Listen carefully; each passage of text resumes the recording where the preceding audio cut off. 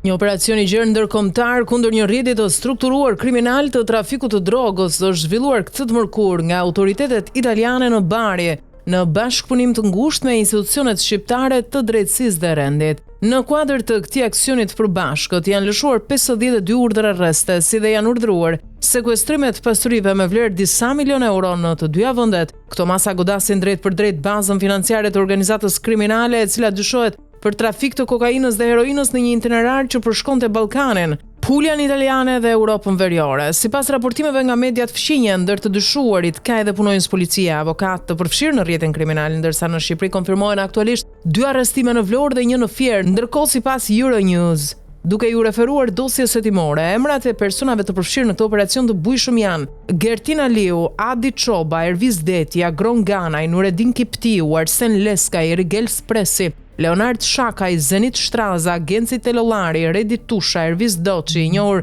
edhe si Visi i Pojës, Ekil Nderjaku dhe Indrit Tafili. Operacioni është pjesë e një hetimi të përbashkët të koordinuar nga Drejtoria Antimafia e Barit, SPAK, Byroja Kombëtare e Hetimit, si dhe institucione të tjera si Eurojust, Interpol dhe Policia e Shtetit Shqiptar. Qëllimi i këtij hetimi afatgjatë është goditja e organizatave mafioze shqiptare të përfshira në trafikun ndërkombëtar të narkotikëve.